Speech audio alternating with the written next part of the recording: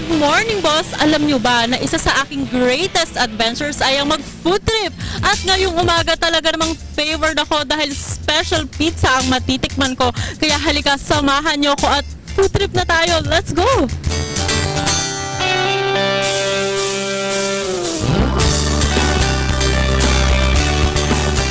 Kasama ko naman si Chef Jake ng Steve Stone Pizza. Ano naman po bang pizza ang ibibake natin ngayon? Yung bestseller namin, yung C2. Ito ba ay isang Canadian pizza? Yes, from Canada po lahat siya. Ano itong nilalagay mo? Garlic sauce. This is tomato sauce with garlic sauce lang. Cheese na yung mix. Broccoli cheese. Bakit cheese ang inuna mo, hindi yung mga, like yung ibang topping? Para hindi maging sagi yung pizza. Para makita yung toppings. Para makita yung toppings, para litaw na litaw, di ba? Tama nga naman. Para buhay ang pizza natin. Okay, after this, ano na sunod? Grill naman. Cheese din to, pero ibang cheese to. Oh, so very cheesy pala tong cheese na to. So cheese pizza ba to? Hindi. Marami na talaga siyang cheese. Ito yung gusto natin sa mga pizza natin, di ba? Yung very, very cheesy. Next, Basil. pumapasok na yung herbs. Hindi kompleto kung walang tomatoes. Simple lang pero nako, sobrang sarap. Okay, so tapos na. After nito, ilalagay na natin siya sa Oven. at ilang minutes. Mga 5 minutes.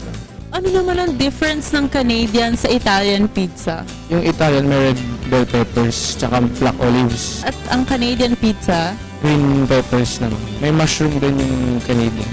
ayan na! Ito na yung ginawa natin, Chef Jake. Anong garnish ang ating ilalagay? Basil, spring onions, tsaka prosciutto. Sa mga hindi nakakalam, ano daw po ba ang prosciutto? Ham din siya, pero medyo ngala siyang matigas. Medyo rare.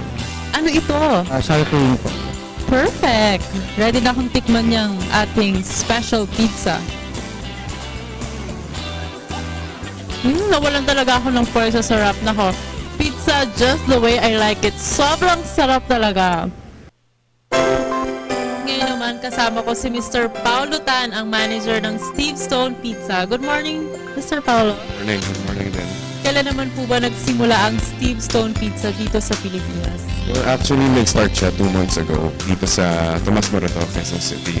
So that will be March of 2013. Steve Stone Pizza, galing po siya sa Canada, which is in Richmond area.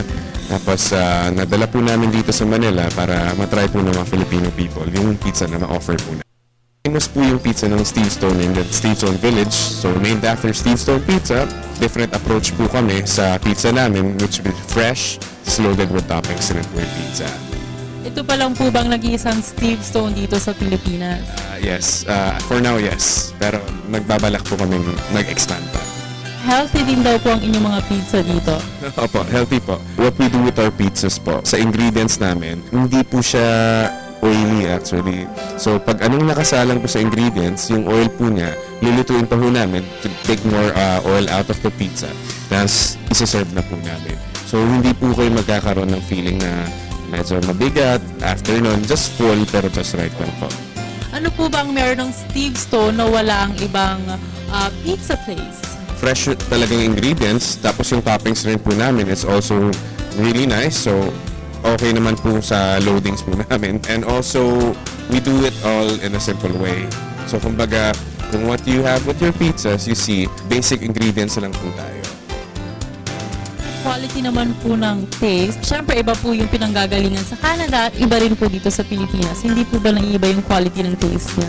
Slight difference lang. Surprisingly, ang ingredients dito tsaka sa Canada, it's pretty much the same. Punta naman tayo sa kanilang mga utensils. Balita ko po eco-friendly ang mga cups, mga paper ninyo. Made of what po ito? Starchware po siya. It's made of corn and yam. O, diba? Talaga namang biodegradable ang kanilang mga ginagamit na utensils dito. Nakita ko din sa inyong menu, meron kayong mga, Japanese pizza, Hawaiian, mga iba't ibang klaseng pizza from different parts of the world. May balak din po ba kayong gumawa ng isang Filipino pizza? Yes, surely po. Surely po. We'll make that pizza. Actually, on the works na po kami niyan. And we're happily going to serve it sometime in the next year or early this year po. I'm Paulo Tan, manager of Steve Stone Pizza. I'd like to invite you here in Tomas Morato, corner Scout Taguia. Steve Stone Pizza is open from 11 a.m. to 11 p.m. I hope you can try out our pizza so you can have your own experience. Thank you. At ngayon naman kasama ko si Chef Lester ng Steve Stone Pizza. Good morning, Chef Lester. Morning. Okay, si Chef Jay kanina itinuruan kami ng C2 Pizza. Ano naman po ba ang ituturo niyo sa amin? Mexican pizza po. Bago tayo magsimula, paano niyo po ba ginagawa yung dough ninyo? Double siya. Then, ilalagay namin sa dough sheeter, then ilalagay namin dito sa pizza pan.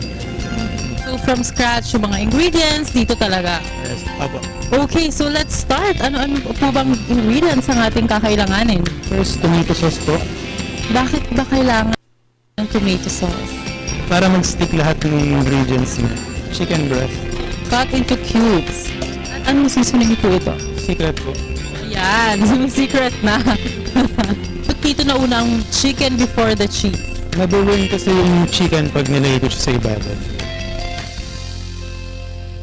Pasok na natin sa oven, Chef Lester.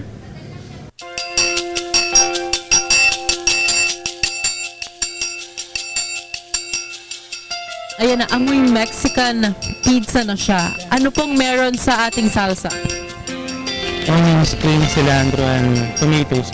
At ang last, ang pinakahuli sa lahat, ang, Signature cheese po na. alam mo, ang sarap talaga ng cheese na ginagamit nila dito. And tsaka yung dough, crispy siya, pero at the same time, chewy siya. I feel like I'm in Mexico, Chos. Parang masarap talaga siya, I promise. And i-recommend ko talaga to sa mga friends, family, and family friends ko. Perfect. Thank you so much, Chef Lester. Bukod sa ating pizza na ating kinasanayan, ito kakaibang healthy o greaseless Canadian pizza naman. Katulad nga ng sinabi ni Mr. Tan, di ba? Na halika na, punta na at tikman dito sa Steve Stone Pizza. At ako po ulit si Carla Paderna for One Life.